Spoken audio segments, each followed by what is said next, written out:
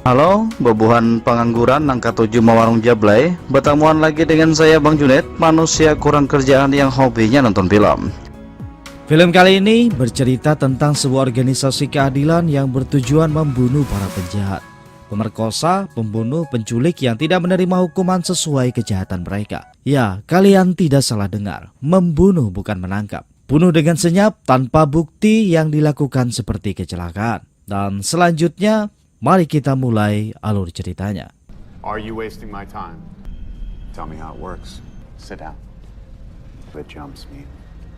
Di sebuah tempat di New Orleans, seorang jurnalis bernama Alan Mars terlihat sedang merekam pernyataan dari seorang pria bernama Burdette, salah satu anggota organisasi keadilan tersembunyi di New Orleans. Burdette menyesal mengikuti organisasi yang ternyata tidak sesuai ekspektasinya. Ketika Burdette berniat pulang, mobilnya ditabrak hingga jatuh dari gedung dan tewas di tempat.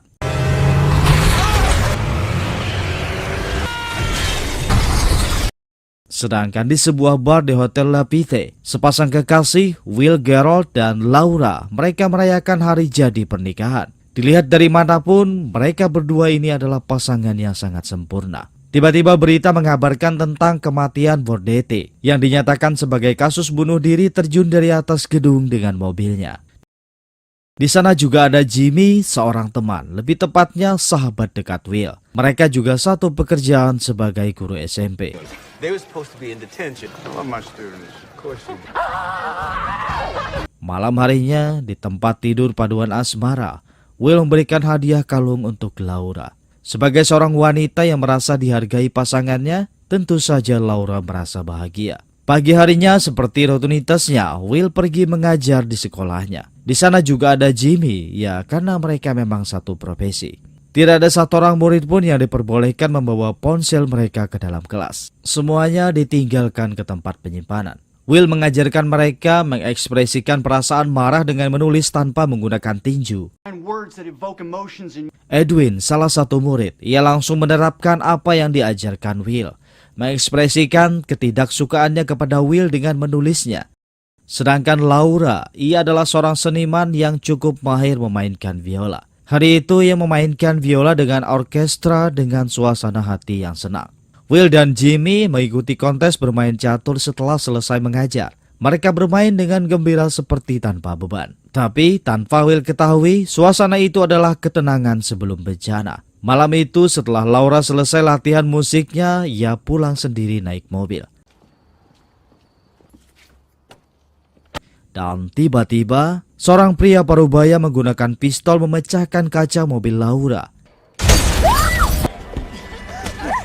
Tak sampai di situ, pria ini juga menghajar dan memperkosa Laura hingga sekarat. Setelah permainan catur selesai, Will langsung menerima kabar tentang Laura yang sekarat di rumah sakit. Setibanya di rumah sakit, dokter langsung menjelaskan apa yang menimpa Laura, yang dihajar dan diperkosa oleh seorang psikopat. Will sangat sedih dengan keadaan istrinya, yang kemungkinan akan trauma berat atas apa yang menimpa dirinya. Sebagai seorang sahabat, Jimmy juga datang memberikan dukungan bersama teman Laura bernama Susan. Sebelum pergi, Jimmy menawarkan apapun bantuan yang dibutuhkan, Will harus menghubunginya. Saat duduk di ruang tunggu, seorang pria bernama Simon menghampiri Will. Ia menanyakan tentang keadaan Laura. Will mengira Simon adalah polisi. You with the police? Tapi Simon mengatakan kalau dirinya bukan polisi. Mereka sesama orang yang tersakiti oleh pemerkosa di luar sana. Mewakili organisasi keadilan yang dikelolanya, Simon menawarkan bantuan untuk mengurus si pemerkosa. Dengan syarat, Will harus melakukan beberapa hal untuk organisasi. Will salah mengira. Ia kira Simon ingin membantu menangkap si pemerkosa.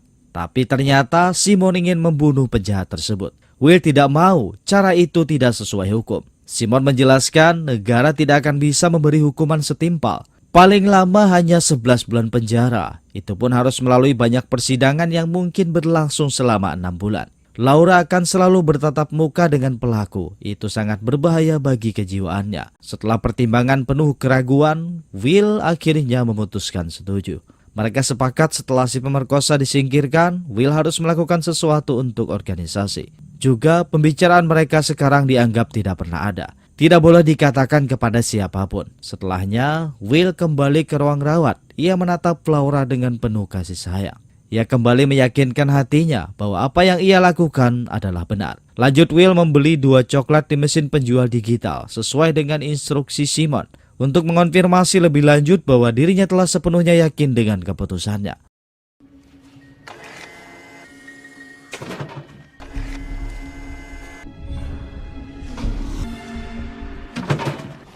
You got the healthy ones, huh?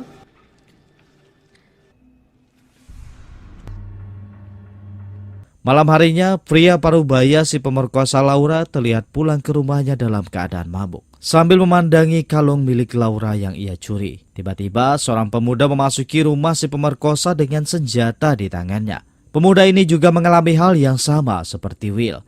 Istrinya diperkosa dan dibunuh, yang juga sama menerima bantuan dari organisasi keadilan dengan syarat melakukan sesuatu untuk organisasi. Apa yang diminta organisasi adalah membunuh pemerkosa Laura sebagai balas budi.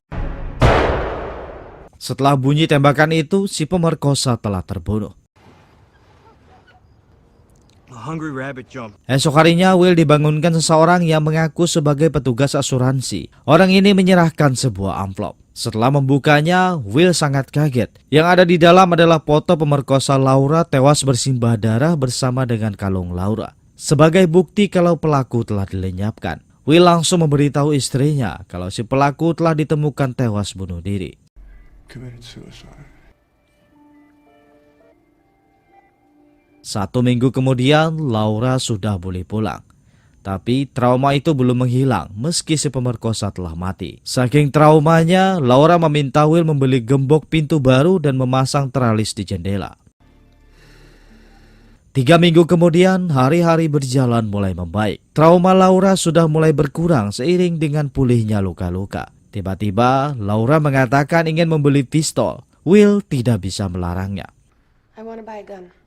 Laura pun mulai berlatih menembak. Ternyata Laura sangat berbakat dalam menembak. Kepribadiannya pun mulai berubah, tatapan matanya menjadi dingin. Setelah pelatihan yang cukup, Laura mendapatkan senjatanya. Ia juga mendapatkan semprotan gas cabai untuk perlindungan darurat. Kini ketakutannya sedikit mereda dengan senjata yang selalu menemaninya.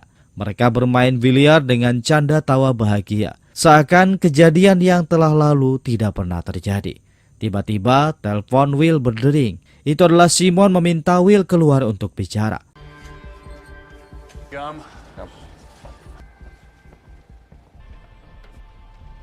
Kesepakatan mereka telah tiba. Will harus membawa sebuah surat ke pintu masuk kebun binatang tepat pada pukul 4:15 sore. Will mengira setelah mengirimkan surat mereka akan impas. Tapi Simon mengatakan tidak. Keputusan ada di tangan ketua organisasi. Lanjut, Will kembali ke meja biliar dan langsung mengajak Laura pulang karena moodnya sedang tidak baik. Esok harinya, Will pergi ke kebun binatang sesuai kesepakatan. Setibanya di depan kotak surat, ponselnya kembali berdering. Simon menyuruhnya membuka surat itu. Ternyata di dalamnya berisi informasi sebuah keluarga yang harus Will awasi. Juga ada seorang pria bernama Alan Mars yang disebut Simon sebagai pedofil. Jika melihatnya, Will harus menghubungi Simon dengan mengatakan kode kelinci lapar melompat. Saat kemudian keluarga wanita dengan 2 anak itu muncul, Will langsung mengikutinya memasuki kebun binatang. Saat pertunjukan gajah sedang berlangsung, sambil mengawasi target terlihat sebuah kamera sedang merekam Will dari kejauhan. Setelah target keluar dari kebun binatang, Will memutuskan berhenti mengikuti. Ia tidak ingin terlibat terlalu jauh dengan organisasi Simon. Lanjut, esok harinya, Will kembali menjalani rutinitasnya pergi mengajar. Edwin, si murid paling nakal, terlihat sedang berkelahi dan Will langsung melerai mereka. Saat berbalik, Will dikagetkan dengan nomor telepon Simon di papan tulis. Dengan kesal, Will langsung menelpon Simon dan mendatanginya keluar gedung sekolah. Will menganggap aksi mengikuti ibu 2 anak kemarin sudah membuatnya impas, tapi Simon tidak menganggapnya berarti. Will harus melakukan sesuatu yang bisa dianggap sama dengan pembunuhan. Ketika Will berjalan pulang, seorang pria kulit hitam menabraknya. Orang itu kemudian menyerahkan sebuah amplop kepada Will. Dan sekali lagi amplop itu berisi gambar target ibu 2 anak. Dan juga ada foto yang disebut pedofil bernama Alan Mars. Will tidak punya pilihan. Ia harus menyelesaikan tugasnya karena menurutnya terlalu lama berurusan dengan organisasi keadilan itu sangat berbahaya. Setibanya di rumah, Simon kembali menghubungi Will, memberitahukan tugas yang harus dilakukan. Besok pagi Will harus berangkat naik bus sekolah karena ban mobilnya telah dipotong. Kemudian berhenti di jembatan layang perhentian yang ada jalan kecil menuju ke bawah. Targetnya Alan Mars juga akan tiba tepat pada jam 8:15. Will harus membunuh target yang dilakukan seperti kecelakaan. Setelah tugas selesai, Will hanya perlu menelpon Simon dengan mengatakan kode, kelinci lapar melompat. Will berniat menolak tugas pembunuhan itu, tapi Simon tidak menghiraukannya. Ia terus mendesak Will melakukannya. Malam harinya, Will tidak bisa tidur. Ia sangat gugup untuk menghadapi pembunuhan pertamanya. Pagi harinya, Laura menanyakan apa yang terjadi. Ia sangat curiga karena beberapa hari ini Will bertingkah aneh. Saat pergi ke tempat parkir, ban mobilnya benar-benar dipotong seseorang. Tanpa pilihan, Will harus pergi naik bus. Namun, Will masih ragu. Ia tidak mau melakukan apa yang dikatakan Simon. Ia tidak turun di perhentian jembatan layang, hanya terus menuju sekolah tempat mengajar. Di depan sekolah terlihat dua anak buah Simon sedang mengawasi dan melaporkan apa yang dilakukan Will. Tapi kali ini, Will tidak fokus mengajar. Ia takut Simon akan mencelakai Laura. The singer stopped playing, slept like a rock. Di perhentian bus, Simon kembali mendatangi Will, memintanya harus melakukan tugasnya hingga tuntas. Itu semua adalah aturan organisasi. Sekali lagi, Will menolak. Jika harus membunuh seseorang, ia tidak ingin melakukannya.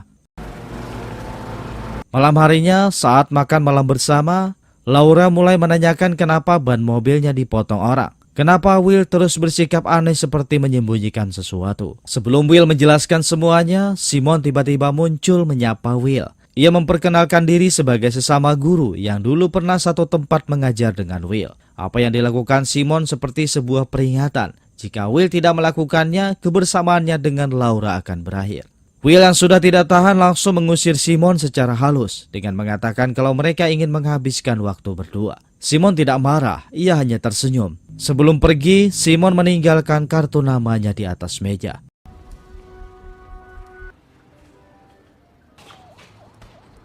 Sepulangnya ke rumah, Will kembali dikagetkan dengan pesan di depan pintu kulkas dengan kata pilih.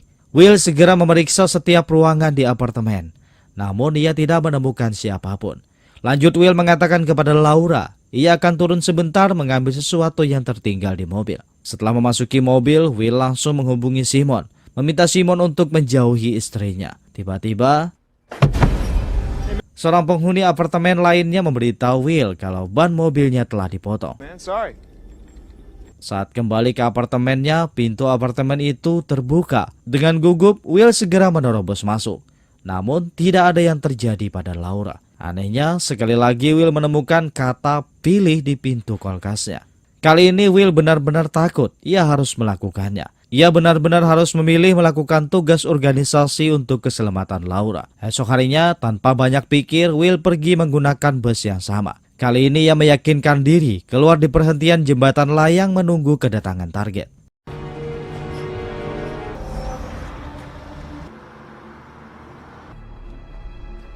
Sesaat kemudian, Alan muncul turun dari bus membawa sepedanya, menuruni jalan menuju ke bawah jembatan. Di sini, Will berjalan lebih dulu dengan jarak yang berdekatan dengan Alan. Ketika tiba di bawah jembatan, Will berbalik ingin memperingatkan Alan tentang rencana pembunuhannya. Tapi Alan salah paham. Ia mengira Will adalah pembunuh yang dikirim untuk membunuhnya. Alan langsung menyerang Will lebih dulu, yang tanpa sengaja Alan terjatuh dan tewas tertabrak mobil.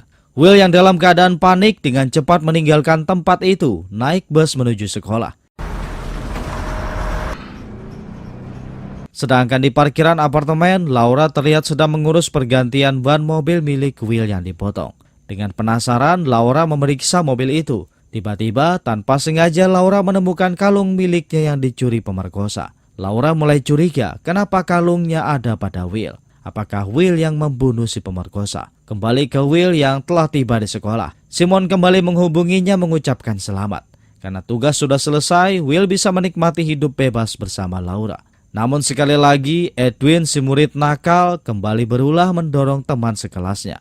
Karena emosi yang tak terkendali, Will langsung memukul Edwin. Akibatnya, Will harus disekor selama 3 minggu. Setibanya di rumah, Laura sudah menunggunya karena Jimmy sudah menceritakan semuanya tentang Will yang memukul murid bernama Edwin. Laura juga memperlihatkan kalung yang dicuri pemerkosa. Kenapa bisa ditemukan di mobil Will?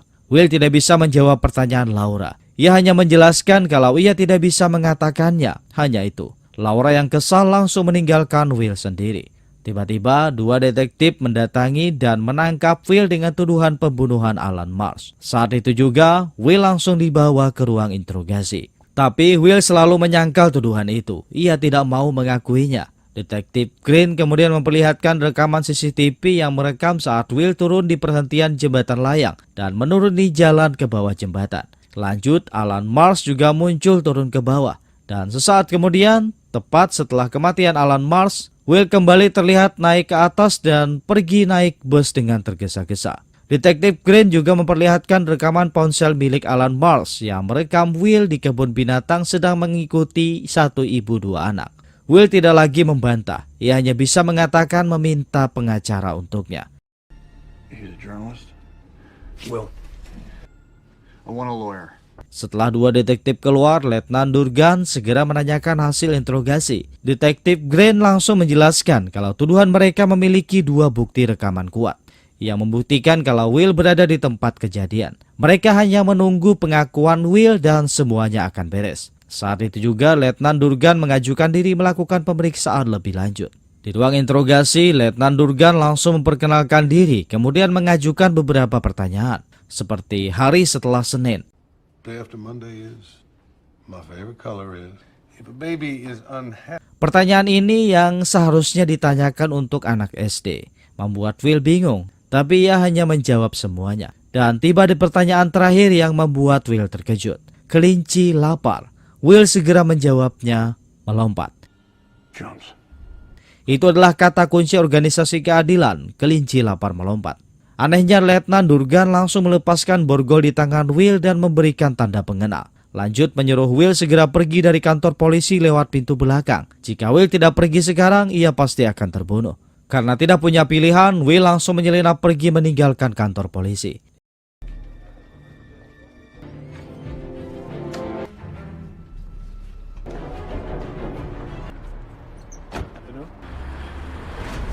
Will Gerard to hold it? He's not in there.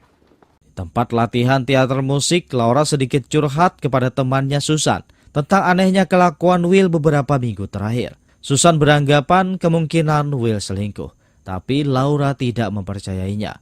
Lanjut ia menelpon Will, dan anehnya yang mengangkat adalah seorang polisi. Berpindah ke Will, ia mendatangi telepon umum untuk menghubungi Susan.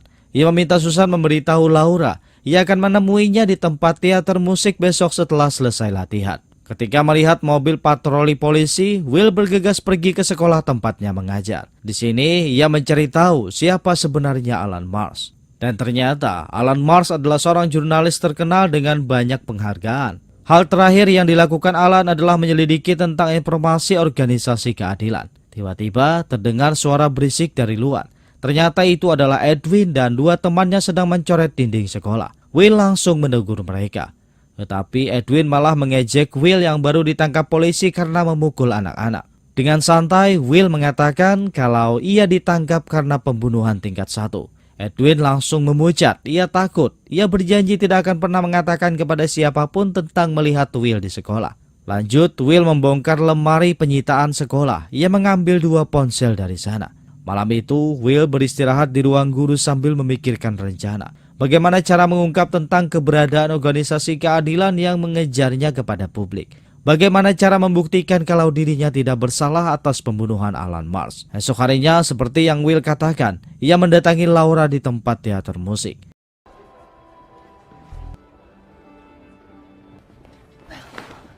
Kali ini, Will mengatakan semuanya dengan jujur.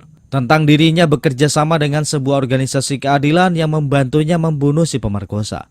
Dengan syarat, Will harus melakukan sesuatu untuk organisasi. Itulah yang terjadi. Ia telah membunuh Alan Mars dan sekarang menjadi buron. Tapi Laura tidak marah. Ia memahami apa yang dilakukan Will. Jika dirinya pasti juga melakukan hal yang sama. Saat itulah detektif Green muncul. Laura langsung memberikan pistolnya dan meminta Will segera pergi. Sang detektif langsung menanyai Laura apakah Will pernah menghubunginya. Laura hanya mengatakan tidak dan pergi meninggalkan mereka. Kembali ke Will, ia pergi ke sebuah bar yang sedang ada perkumpulan bela sungkawa atas kematian Alan Mars. Orang-orang ini adalah pengagum fanatiknya sang jurnalis. Will datang ke sini mencoba untuk mencari informasi penyelidikan Alan Mars tentang organisasi keadilan. Ia juga mengambil kartu tanda pengenal milik Alan Mars yang dipajang bersama fotonya di sana. Lanjut, Will menanyakan apa yang dikerjakan Alan Mars beberapa minggu terakhir kepada 3 orang teman Alan. Mereka mengatakan kalau Alan telah mendapatkan informasi penting tentang organisasi keadilan. Itulah kenapa mereka membunuhnya untuk menutupi informasi tersebut. Namun karena Will terlalu banyak bertanya, 3 teman Alan ini mengira Will adalah polisi dan mengusirnya. So what are you? Sebelum Will pergi, 2 anak buah Simon mengejarnya.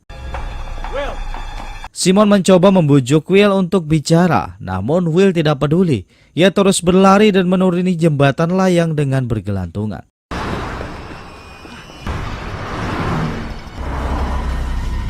Simon sekali lagi membujuknya dengan kamera CCTV di bawah jembatan, tempat kematian Alan Mars. Ia merekam bagaimana Will hanya membela diri. Alan terjatuh tanpa sengaja karena menyerangnya.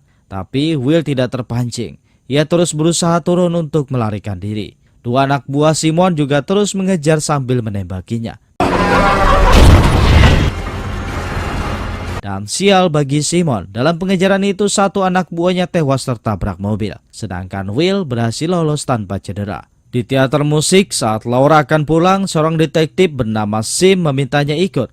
Karena mereka telah menemukan informasi baru yang membuktikan kalau Will tidak bersalah. Laura sangat senang, ia langsung mengikuti detektif itu tanpa curiga. Di mobil, Laura kembali menanyakan tentang bukti baru tersebut. Tapi detektif Sim menolak mengatakannya. Sesaat kemudian, Laura memperhatikan gelagat aneh dari tatapan si sopir. Saat itulah ia menyadari kalau detektif ini juga dari organisasi keadilan. Ketika berhenti di lampu merah, Laura langsung menyemprotkan gas cabai ke mata mereka berdua dan berhasil melarikan diri. Malam harinya, Will mendatangi sebuah gudang percetakan tempat Alan Mars bekerja. Dengan menyelinap, ia berhasil masuk menggunakan tanda pengenal milik Alan. Di dalam sudah banyak koran telah siap dibagikan, mencetak wajah Will sebagai buronan polisi. Will terus masuk sambil menutupi wajahnya dengan tangan menuju kantor tempat Alan Mars bekerja.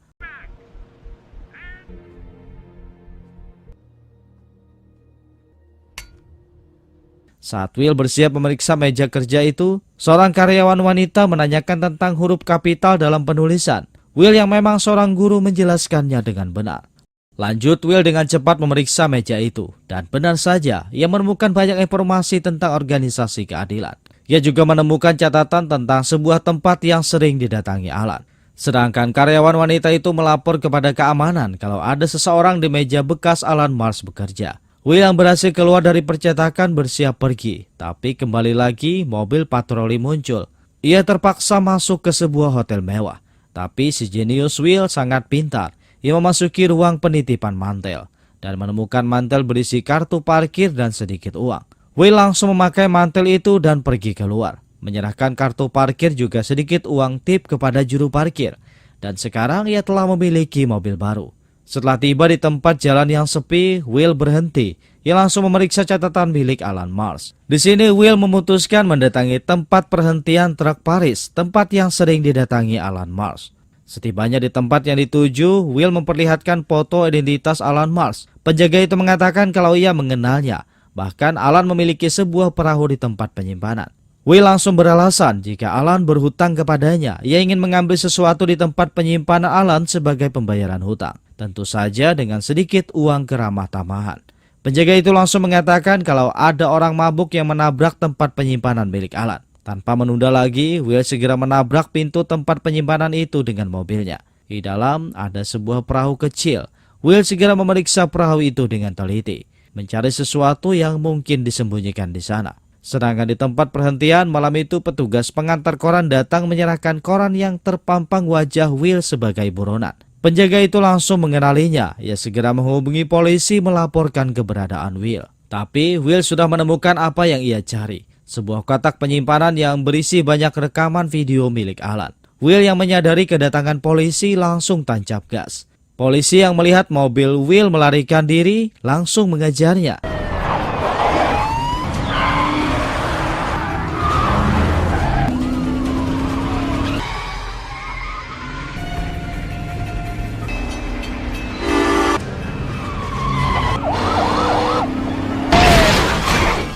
Dengan keahlian mengemudinya, Will berhasil menyingkirkan polisi tersebut. Setelah tiba di sebuah gang, Will segera memutar rekaman itu di mobilnya.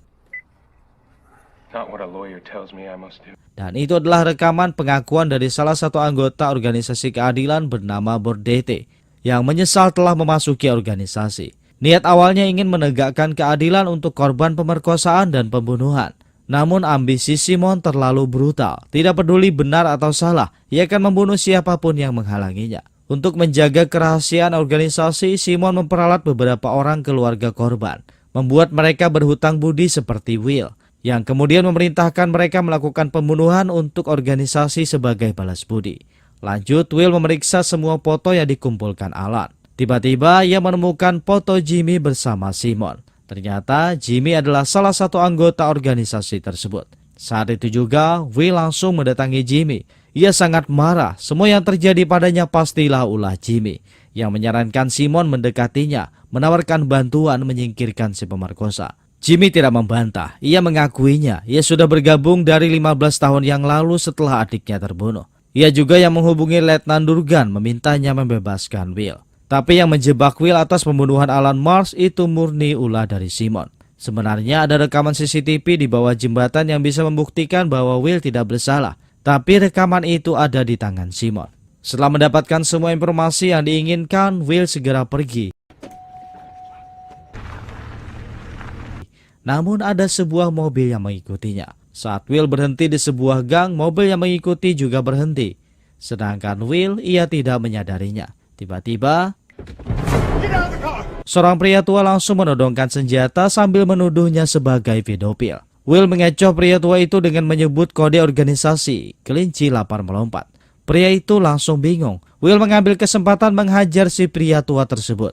Dengan takut, pria tua itu mengaku kalau ia hanya disuruh membunuh Will untuk balas budi, karena organisasi keadilan telah membunuh pemerkosa adiknya. Mendengar penjelasan itu, Will tidak jadi membunuhnya. Ia hanya membebaskan pria tua tersebut. Lanjut, Will merekam pengakuan Bordete menggunakan ponselnya dan mengirimnya kepada Simon, membeberkan semua rencana Simon tentang menjebaknya sebagai pembunuh. Will ingin kesepakatan rekaman CCTV di bawah jembatan ditukar dengan rekaman pengakuan Bordete. Setelah melihat rekaman yang dikirim Will, Simon terpaksa setuju dengan pengaturan yang diajukan Will. Esok harinya Simon mendatangi stadion tempat atraksi mobil. Sedangkan Will terus mengawasi Simon dari jauh. Ia dengan sengaja mengarahkan Simon ke beberapa tempat untuk memastikan kalau Simon datang sendiri.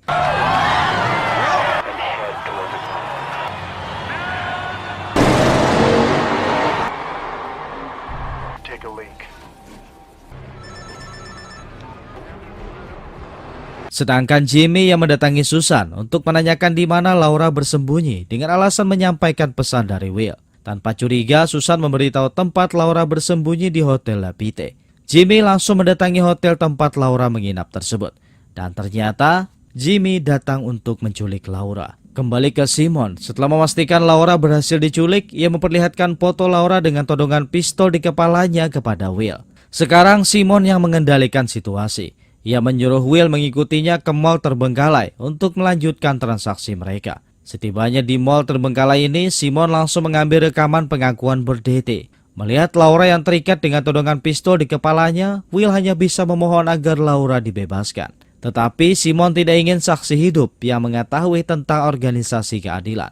Ia memerintahkan anak buahnya membunuh Will dan Laura sambil berjalan pergi meninggalkan tempat itu. Tiba-tiba, Jimmy langsung menembak anak buah Simon yang menyandra Laura.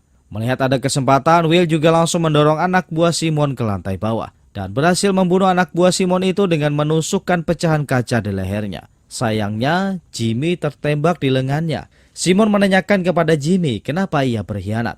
Ternyata sebelumnya Simon berjanji kepada Jimmy tidak akan membunuh Will dan Laura. Ia hanya akan mengambil rekaman tersebut. Tetapi Simon mengingkari janji. Pada akhirnya, Jimmy tetap terbunuh di tangan Simon demi melindungi Laura. Sedangkan Laura ia terus berlari sambil memegang senjata di tangannya.